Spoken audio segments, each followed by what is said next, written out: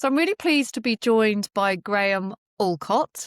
Graham is a productivity expert, founder of Think Productive, which is many years standing, and author of Kind, brilliant book, The Quiet Power of Kindness at Work. You speak directly to so many conversations we're having with senior leaders in Read to Lead at the moment about pressure, performance, and how we can really lead in a human way. So Graham, it's fantastic to meet you and be talking with you.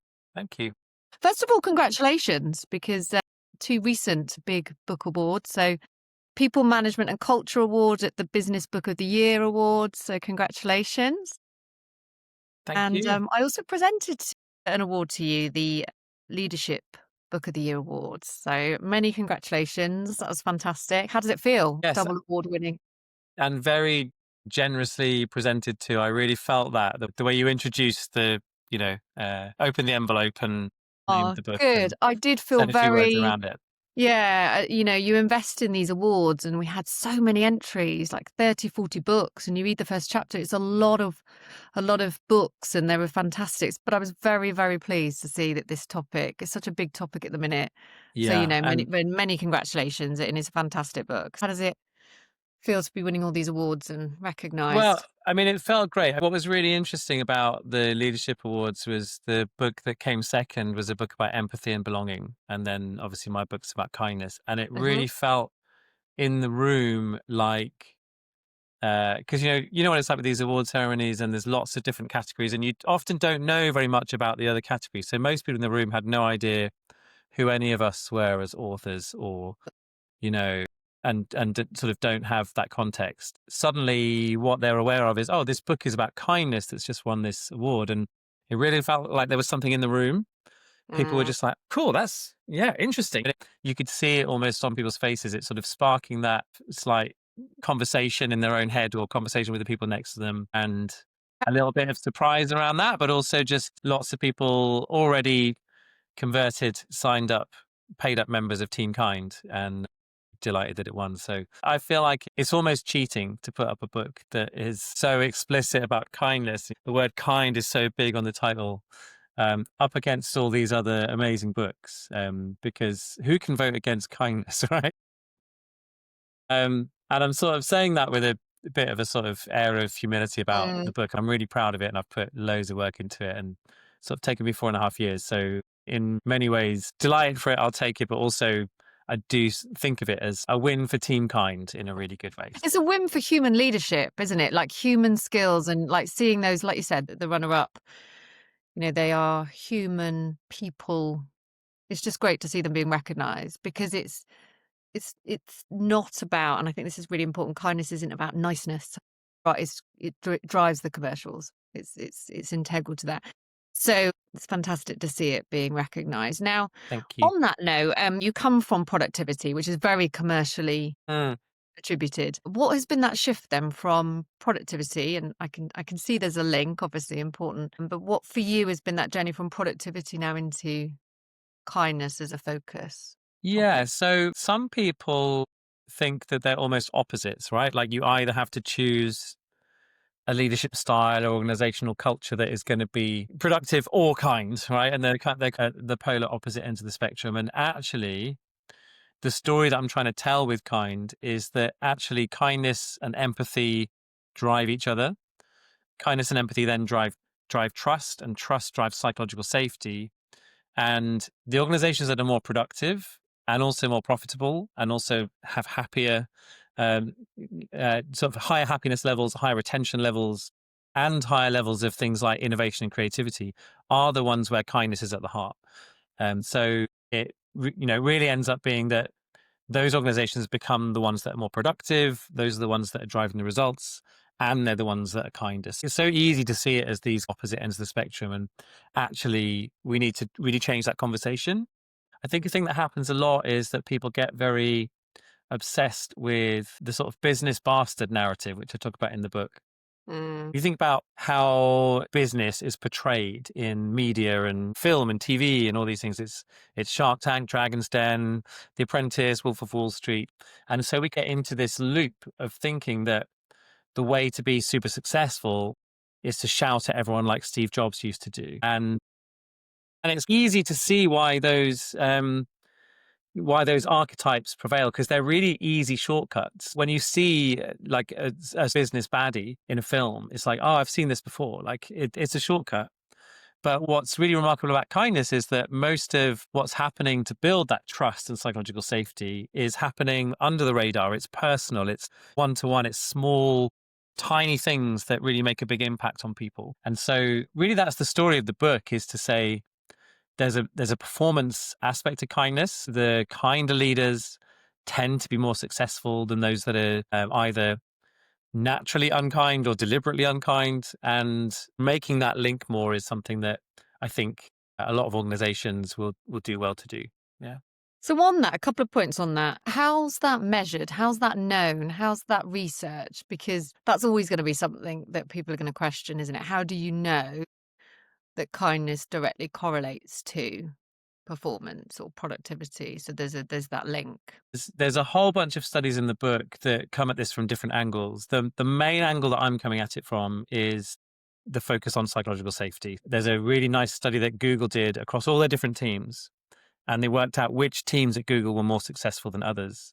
And what they found was there's all these other variables you could figure out there. Which one has the most resources? Which one has access to different geographies? And actually, what they found was psychological safety was the thing that drove high performing teams at Google.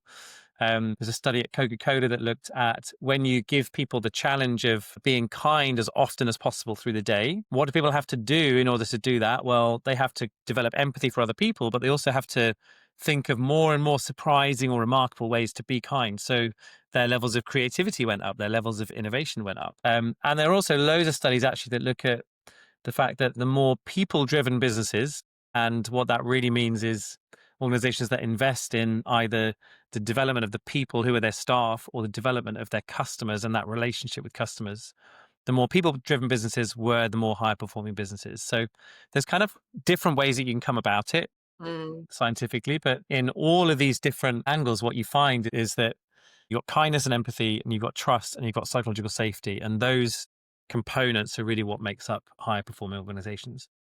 Yeah. Brilliant. Thank you for explaining that. Yeah, I saw that Google study. It builds a strong case for psychological safety, which a lot of was abounding about. Yeah. So, Graham, you talked there a bit about companies having kindness as part of their values. Can you share with me where you've seen that done well? I had a recent conversation with a company, and we were talking about how do you say it? How do you frame it? How does it become kind but not nice? And it's still Mhm. nodding towards this good challenge Yeah. and creating that culture and not feeling like it's just a really nice place. How have you seen that done well? Yeah. So let's talk about the difference between nice and kind first, really briefly. I think the difference can actually be quite a radical difference. They're not two very heavily overlapping Venn diagrams.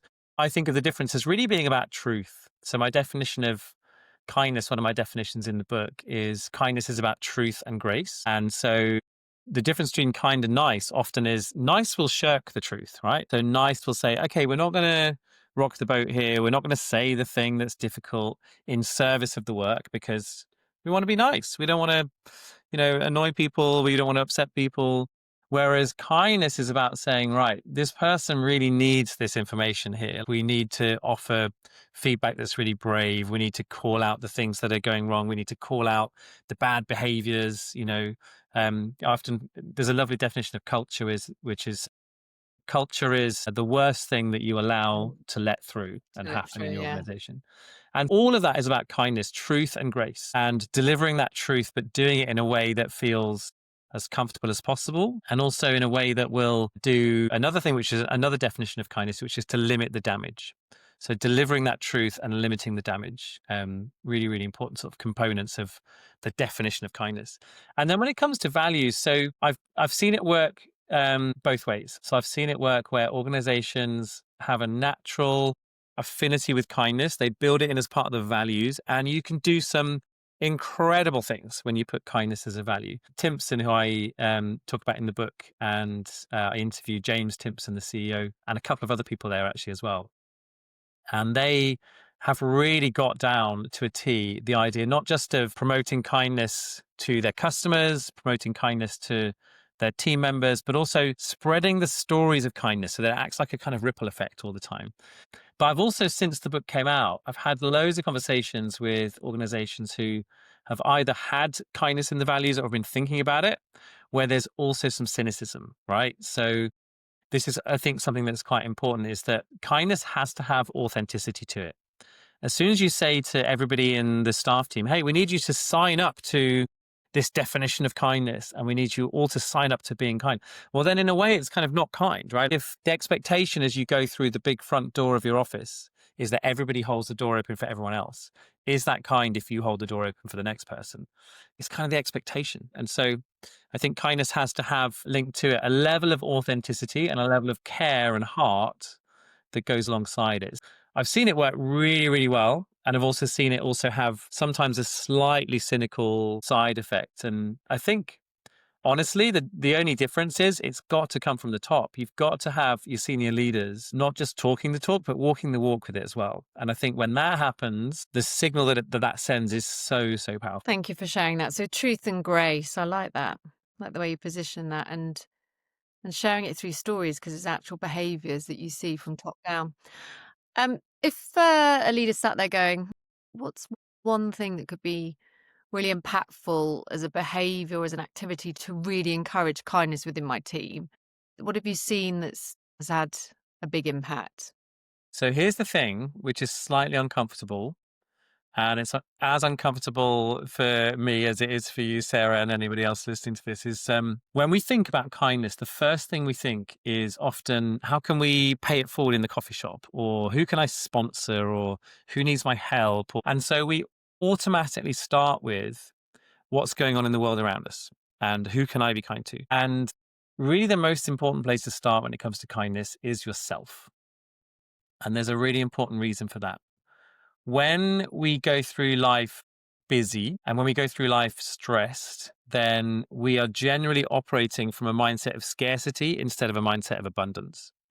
And what that means is when you see an opportunity to be kind to somebody else, your brain is already in scarcity. So when you spend time saying things like, there is not enough time, or there is not enough, or I am not enough, then you say no to the opportunities for kindness that confront you, and you fail to be kind.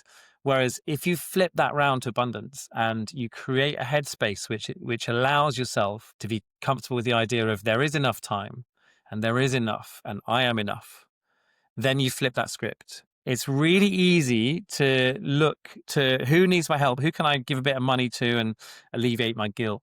The harder work is doing the inner work of how do I be kind to myself first, put on my own oxygen mask first, but so that I'm in service and I'm being a role model around kindness to everybody else. So when everybody else sees you leave on time, what do they think?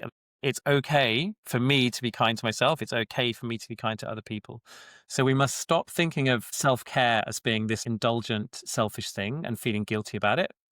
And we must start seeing that as the vital first step towards being kind to other people, because it literally rewires your brain away from scarcity and towards abundance. If you're thinking about how can you be kinder, you've got to start there. And the other little truth that's linked to that in the book. So one of the principles in the book is slow down.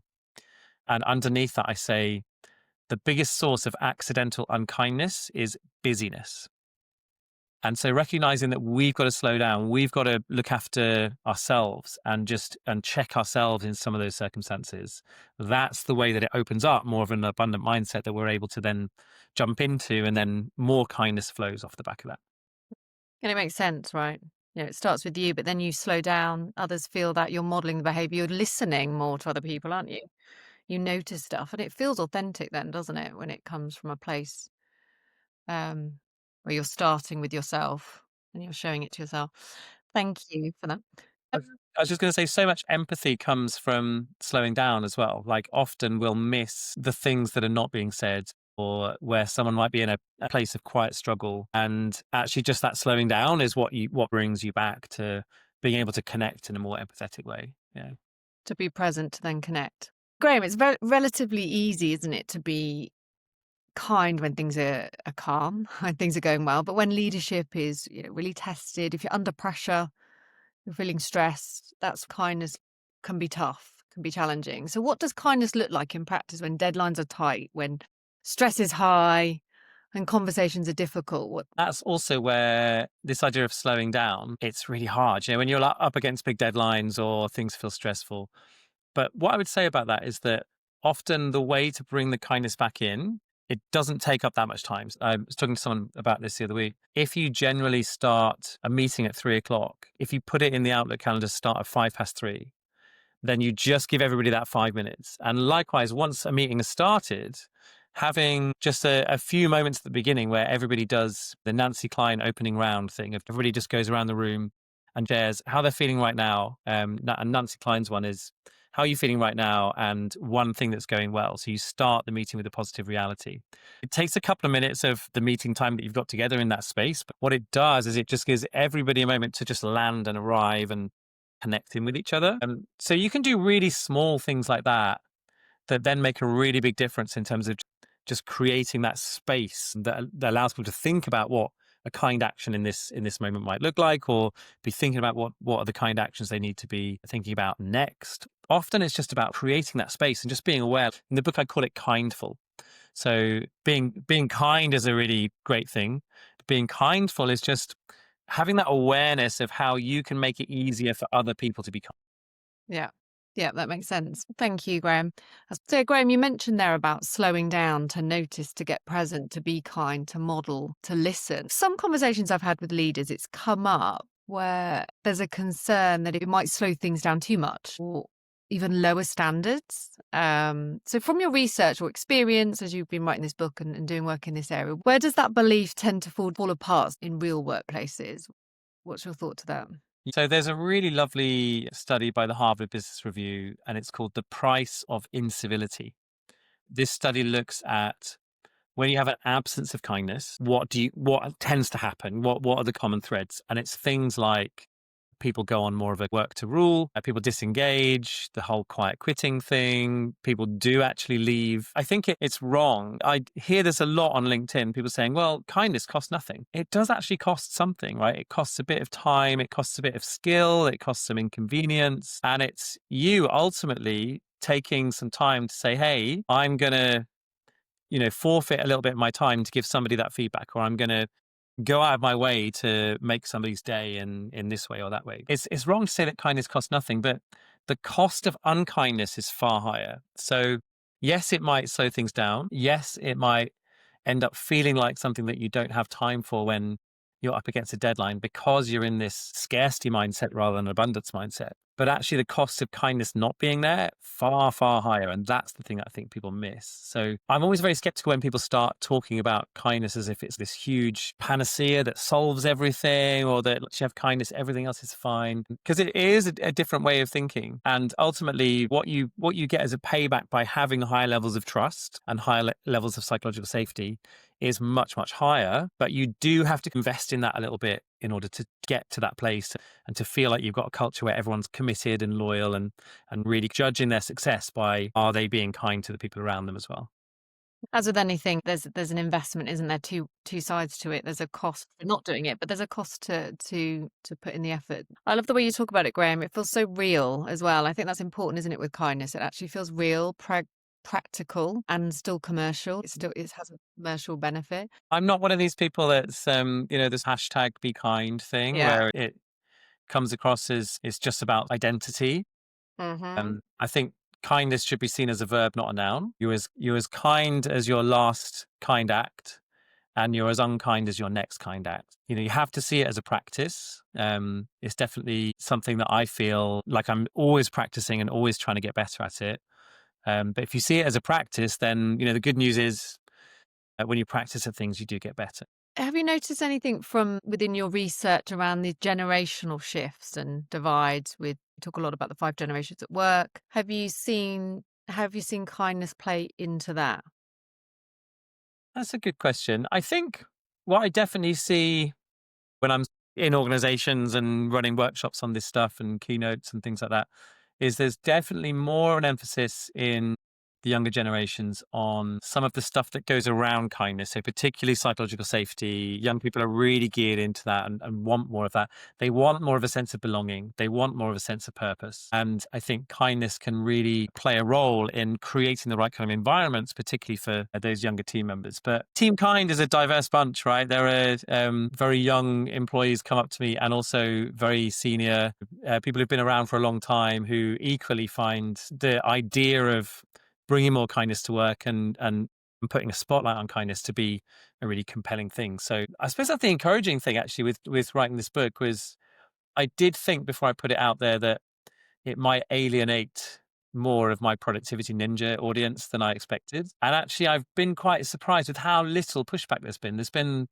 a couple of articles where people have gone, "Oh, well, everyone's talking about kindness." And in a way, I look at those articles and I think, "Oh, cool. We've started a conversation. This is really good."